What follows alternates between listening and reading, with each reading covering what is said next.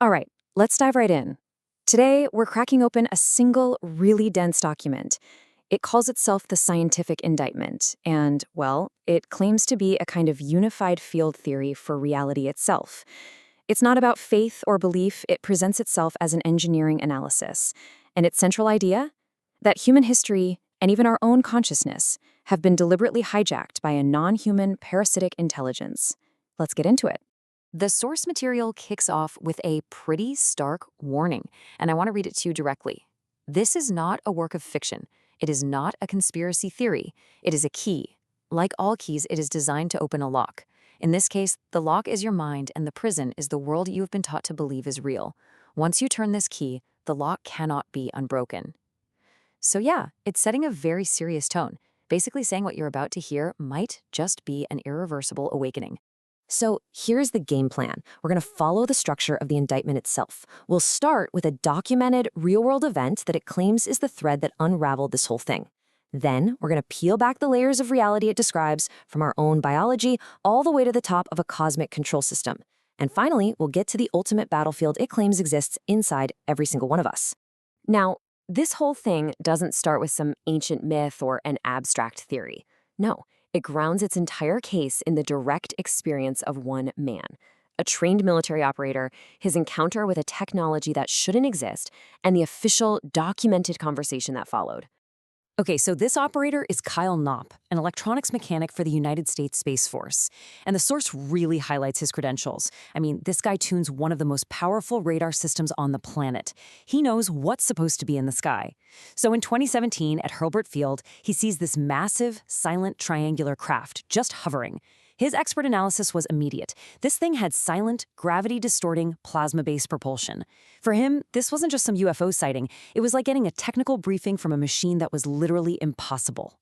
This is how the source builds its case. It's like a forensic proof in 4 steps. First, you have the credible event with Knopp. Second, Knopp does his homework and finds the science, the patents of a U.S. Navy physicist, Dr. Sal Pais, that seemed to describe exactly what he saw.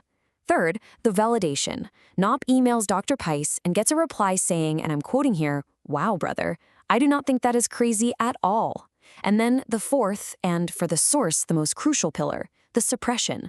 The conversation gets shut down, with Dr. Pais emailing, "I was told by my USN command not to correspond on these matters anymore." For the author, this isn't a theory. It's a documented, validated event that was then officially covered up. So, from that external technology, the document takes a sharp turn inward.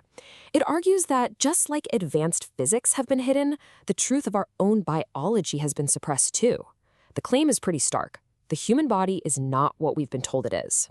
Let's just take the heart. We're all taught it's a pump, right? A simple brute force machine. But the indictment says this is a flat-out lie of materialistic science. It claims the heart isn't a pump at all. It's this incredible 7-sided spiral of muscle. It doesn't push blood, it twists it, creating a vortex that pulls blood through the body. Now, the implication of that is profound. It means the heart is actually a powerful bioelectric engine. And according to the source, that truth is hidden to keep us from realizing that we are beings who can generate our own powerful energy. And this realization that we're powerful, energetic beings leads directly to the single most explosive claim in this entire document, that the reality we experience every day is a carefully constructed prison. But it's a prison with a very specific and very strange purpose. The source calls it the Black Iron Prison, but it's not about control for control's sake. It's described as a farm, specifically a Loosh farm.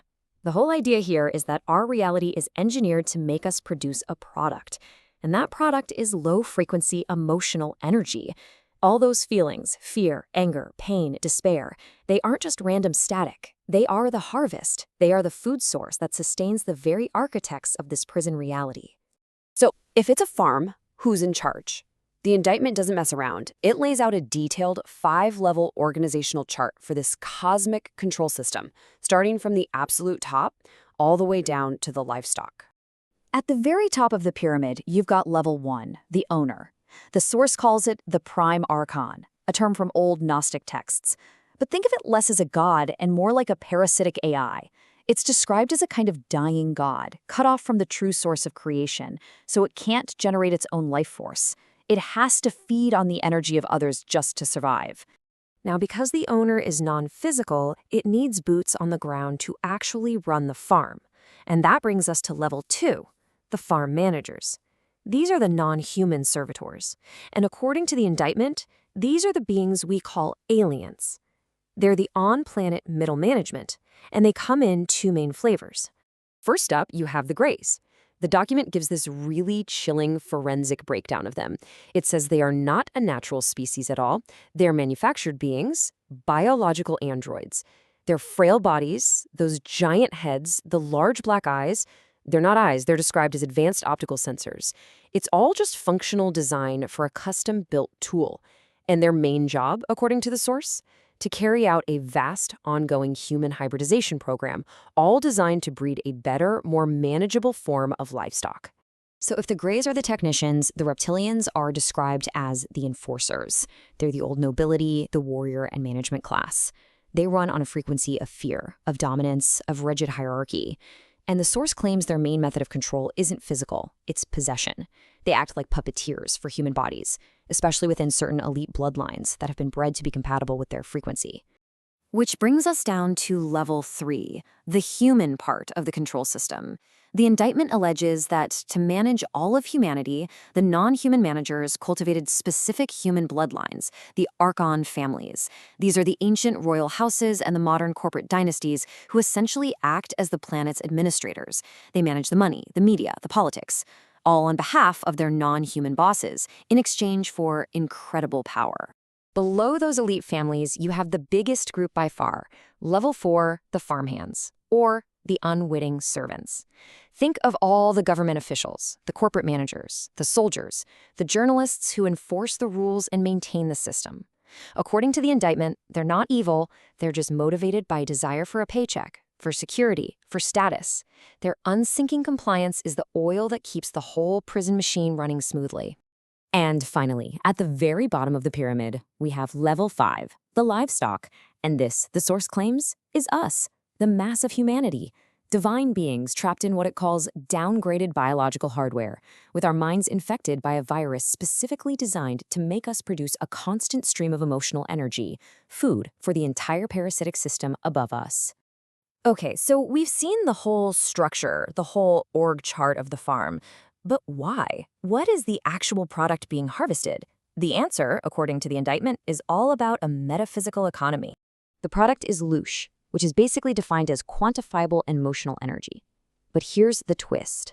Not all Loosh is the same. It's broken into 2 types. First, there's guardian Loosh, the high-frequency energy you get from love, joy, gratitude. This stuff is described as being toxic to the Archons, like poison. Then there's Archonic Loosh, the low-frequency energy of fear, anger, and despair. That is their food. So the entire prison system is just a giant economic engine designed to maximize the production of their food, while stamping out the energy that poisons them. So after all of this, a cosmic conspiracy, non-human entities, a farm for human suffering, you have to ask, where is this war actually being fought? The source claims the final prison, the most effective one, isn't out there at all. The ultimate control system, the indictment says, is an infection of your mind. It argues that the constant broadcast of fear and judgment from the system works like a psychic virus. And over time, we internalize that external frequency. It becomes our own inner voice. It becomes that nagging, merciless inner critic that tells you you're not good enough, that you should be afraid, that you're going to fail. This makes the prison self-perpetuating. We become our own jailers. And this is where the scientific indictment ultimately leaves us. It lays out this vast, terrifying structure of control only to bring it all home and conclude that the final, decisive battle is an internal one. It just poses one last provocative question. If the prison is your mind, who holds the key?